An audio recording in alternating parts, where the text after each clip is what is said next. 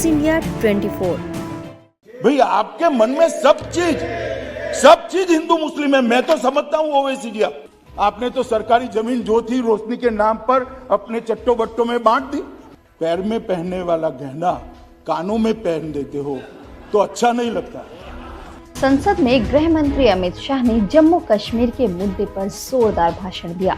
उन्होंने कांग्रेस समेत तमाम विपक्षी दलों पर निशाना साधा, साथ ही ओवैसी को भी खुली चुनौती दे डाली।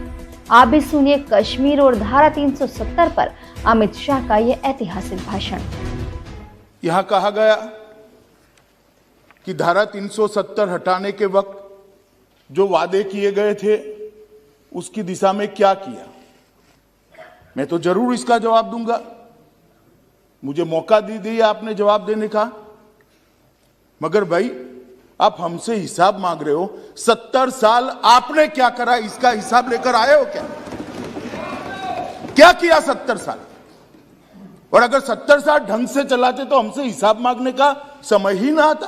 परंतु मैं इतना कहना चाहता हूं माननीय अध्यक्ष जी, जिनको पीढ़ियों तक शासन करने का मौका दिया, वो जरा अपने गिरेबान में झांक कर देखे कि हम हिसाब मांगने के लायक है या नहीं।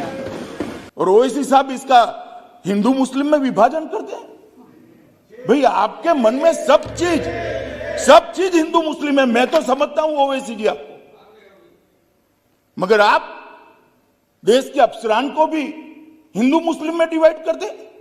क्या कंसेप्ट है आपका? एक हिंदू अफसर मुस्लिम जनता की सेवा नहीं कर सकता? एक मुस्लिम अफसर हिंदू जनता की सेवा नहीं कर सकता? किस प्रकार के देश में हम आगे बढ़ने जा रहे हैं? अफसरों की संख्या हिंदू मुस्लिम में बांटेंगे और अपने आप को सेक्युलर कहते हैं। काहे का सेक्युलरिज्म? हिंदू मुस्लिम में अफसरों की संख्या बांटेंगे। ओवैसी साहब को मालूम नहीं है जिसका वो समर्थन करते थे वो यूपीए की सरकार चली गई है। ये नरेंद्र मोदी की भारतीय जनता पार्टी की सरकार है। इस देश के फैसले ये देश करता है। इस देश के फैसले इस देश की संसद करती है। कोई हम पर दबाव नहीं कर सकता। जब विपक्ष में बैठते हैं तब अपने समय में क्या किया था वो भी तो थोड़ा याद रखना चाहिए, वरना फिर सुननी पड़ेगी कि ये जो लोग कह रहे हैं कि हम विदेश के दबाव में आकर कह रहे हैं। मैं उनको पूछना चाहता हूं कि किसके दबाव के अंदर धारा 370 को इतने समय तक चालू रखा आपने, ये तो जरा बता दीजिए। हम आएंगे जाएंगे, लोकतंत्र है, जीतेंगे हारेंगे, इसको ध्यान में रखकर देश के भविष्य को ताक पर हम नहीं रख सकते, न हम रखना चाहते। ये आपकी पॉलिसी है, आपको मुबारक। क्यों अलग रखना? कश्मीर देश का हिस्सा नहीं है। कश्मीर देश का हिस्सा नहीं है क्या? क्यों अलग रखना? ये नई पैटर्न और नई फैशन विकसित करिए। बाहर का है दादा, आपको नहीं कह रहा मैं। मान्यवर ये गलत रास्ता है। इस रास्ते पर देश में भलाई नहीं होगी।